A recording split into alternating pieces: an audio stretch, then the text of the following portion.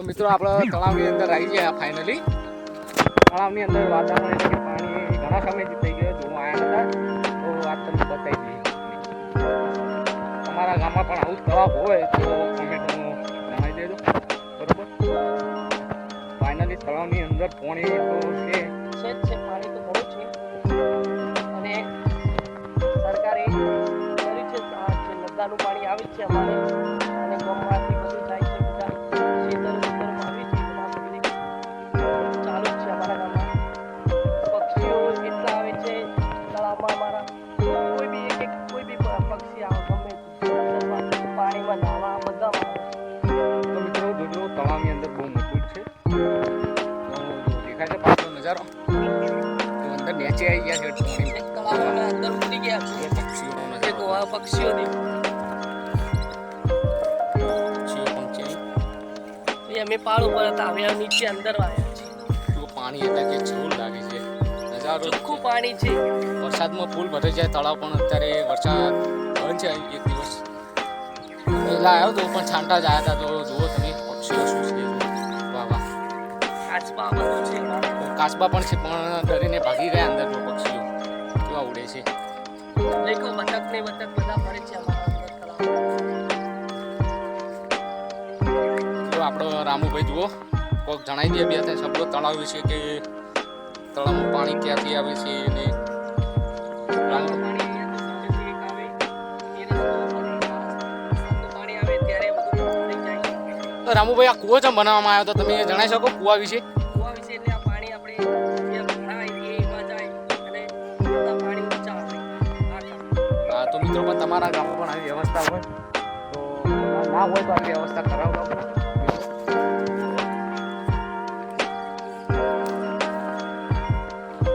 પક્ષીઓ પણ છે.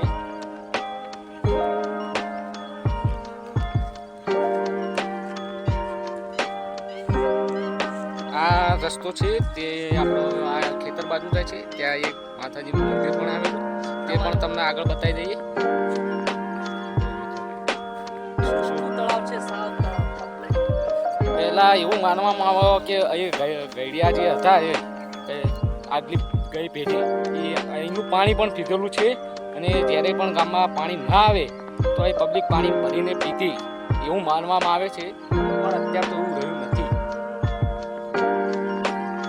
જો ત્યાં બનેલ છે તે ગ્રામ પંચાયત છે, સામે છે સ્કૂલ છે.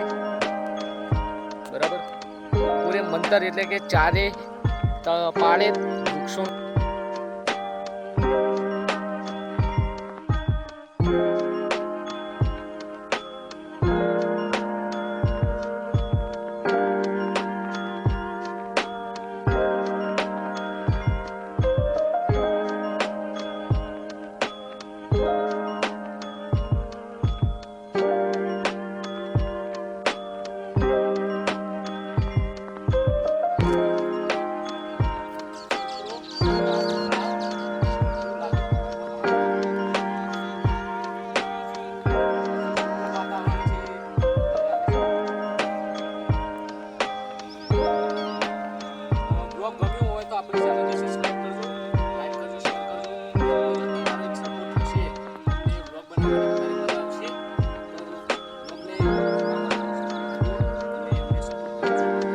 એટલા મુશ્કેલીમાં આવી ગયા છીએ. રામુભાઈ કે મારા ટેકરા ઉપર ઊભું રહીને ફોટો એક કટ લેવો, પણ એમ થાય એવું નહીં. એટલે રામુભાઈના નસીબે કાચા પડ્યા. તો રામુભાઈ હવે આપણે કઈ બાજુ જશું તો મિત્રોને જણાવી દો. અમારે શીતલામાનું મંદિર છે ત્યારે અમે આ સાઈડ શીતલા માતાજીનું મંદિર છે તો અમે ત્યાં જઈએ છીએ. તો બ્લોગમાં જોડાઈ રહેજો. લાંબા સમય સુધી પાણી મૂકી રહી.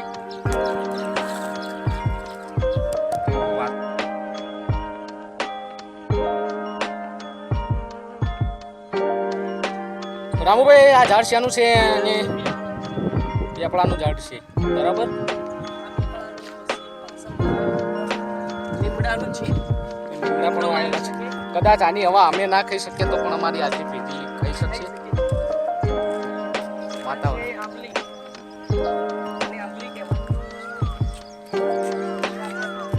રામુભાઈ આ શું છે? કાતરા આવે એનું ઝાડ નહીં? હા એ છે આંબલી.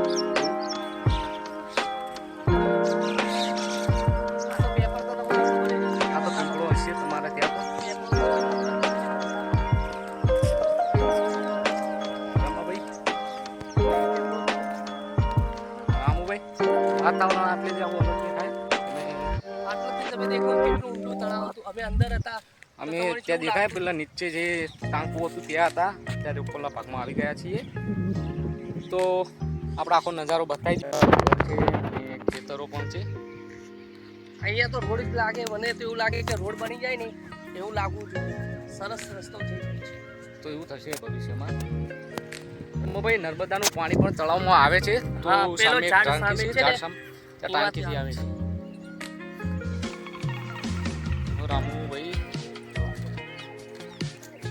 તો મોર પણ છે આગળ. રામુભાઈ મોરોની ચરવાની તો મજા રામુભાઈ બધી સાઈડ જાળીઓ નાખી, ત્યાં નેટ ઉપર નાખવામાં આવી, આ બાજુ કેમ નથી નાખવામાં આવી? આ ફોરેસ્ટ ખાતું છે એટલે. એવું અહીં પ્રાણીઓનો ત્રાસ હોય છે, હા, તો ત્રાસ હોય તો જાળીઓ લગાવવી પડે. લગાવવી જ પડે ને, કેમ ના લગાવી? ના એ તો કંઈક કારણ છે, જે થયું સારું થયું છે. તો રામુભાઈ આ ઝાડ ક્યાંનું છે? આ પેપળું જ છે. એ આપણો નથી રામુભાઈ, આ જાંબુડો છે. આ તો જાંબુડો. હા તો રામુભાઈ આપણે વ્લોગમાં આગળ બતાવી દઈએ મિત્રો. દેખો લેબડાની એક જાળી તો ક્યાં કોક લઈ ગયું લાગે એવું. અહીં જાળી મારી જ નથી, જો મોર જાય છે.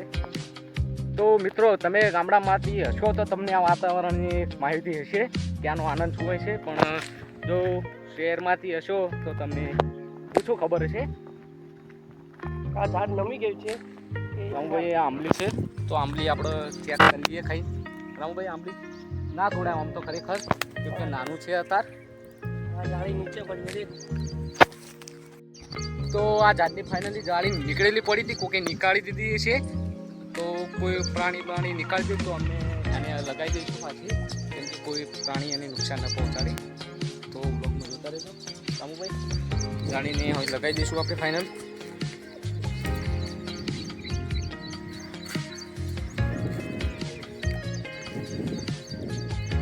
રામુભાઈ નીકળી ના જાય ઝાડ, હું આવું કરું.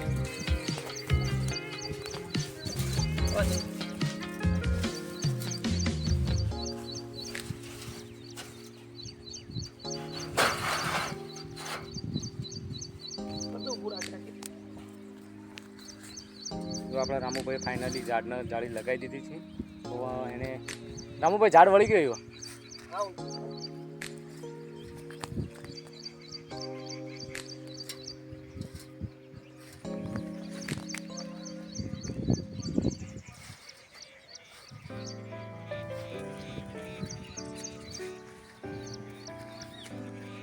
જો તમને પણ આવું કે આ ઝાડ તૂટેલું દેખાય તો તેને પણ થોડું સીધું કરજો.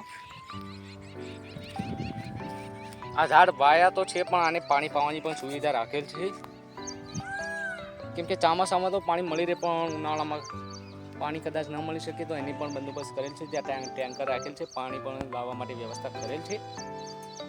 રામુભાઈ લાગી ગઈ છે જાળી.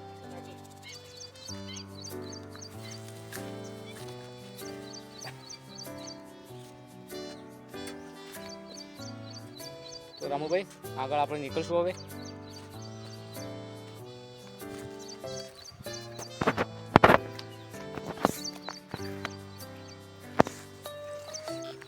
ફાઇનલી જાળી મારી દીધી ને હવે અમે આગળ નીકળીએ છીએ. તો જુઓ આગળ ઝાડ ફેર સુધી વાવેલા છે. તો જો ફાઇનલી આપણે મંદિરની જે વાત કરી હતી ત્યાં મંદિરે પહોંચવા પણ આવી ગયા છે. અહીં પાણી નીકળે એટલે બહુ ઊંડા પ્રમાણમાં પાણી નીકળે છે. 2-3 ગામડાનું પાણી અમે આવે છે. અહીં બાજુ 2 ગામ છે, બાજુ કાકુસી છે, સેસા છે, તે ગામનું પણ પાણી અહીં આવે છે મિત્રો.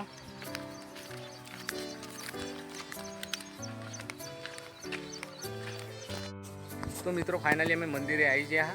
તો જો મંદિર શું છે, શીતળા માતાજીનું મંદિર છે. તો અમે અંદર જઈએ છીએ. ગેટ તો આ છોકરોને તોડી હું બી દરવાજો ખોલી દો. ફાઇનલી ગેટ થોડો વીમા વાળો બરોબર.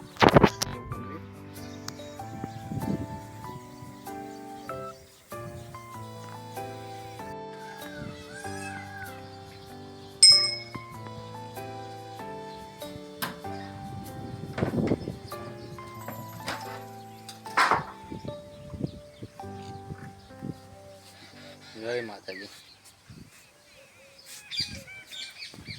મિત્રો આપણે પણ માતાજીને પગે લાગી દઈએ. કેમેરો પકડો.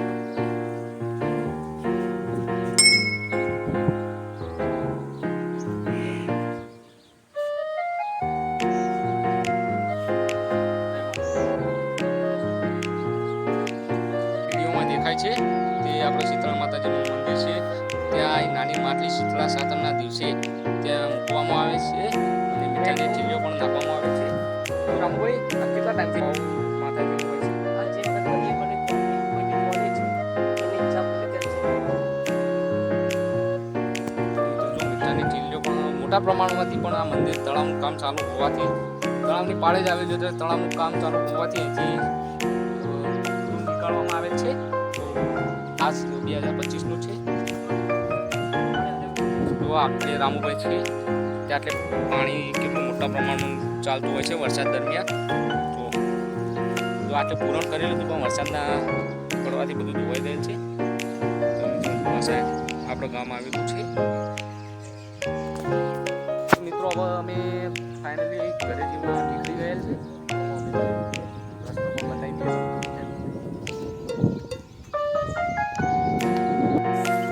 મિત્રો આ આપણો ગામની અંદર વૃક્ષારોપણ કરેલ છે. પાછળ બધું કમ્પ્લીટ છે બરોબર. તો હવે એક વાત તમને કહીએ છીએ, અમારી ભાઈબંધુ બ્લોગ ચેનલ છે. તો ચેનલની અંદર આવા ગામડાના નેચરલ વિડીયો રોજ આવતા જ રહેશે બ્લોગ. તો તમે સપોર્ટ કરશો તો અમને બ્લોગ બનાવવાની વધારે મજા આવશે. જો તમારું એક સબસ્ક્રાઈબથી એટલો સપોર્ટ મળતો રહે, દરેક મિત્રો સબસ્ક્રાઈબ ચેનલને કરજો. તમે આવો નવો સપોર્ટ કરતા રહેજો બરોબર. તો આવા ગામડાના વિડીયો આવતા રહેશે. શેતરો પાછળ ખેતરો છે અને સામે પણ જો તળાવની પાળ છે અને ત્યાં વૃક્ષ વાવેલ છે. આખો નજારો તમને બતાવી દીધો બરોબર. તો જો આ બાજુ ખેતરો છે. અહીંયા મફળી અંદર અમારા ખેતરમાં મફળી વાવી છે. રામુભાઈ આ ખેતરમાં શું આવે? મફળી વાવી છે. બરાબર. તરી અમારા આ ઇલાકામાં મફળી પણ મફળી વાવી છે. મફળીનું વાવેતર કરવામાં આવેલ છે પાછળ.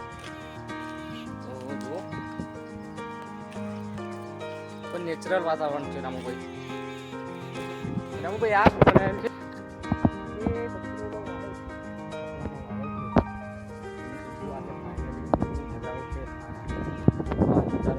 નજારો ગામડાવાળા લોકોને જોવા મળતો છે.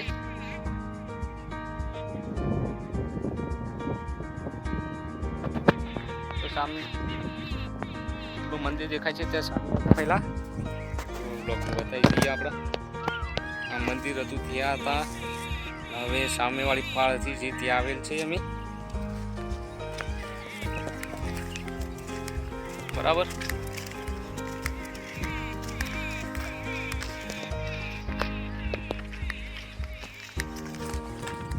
તો રામુભાઈ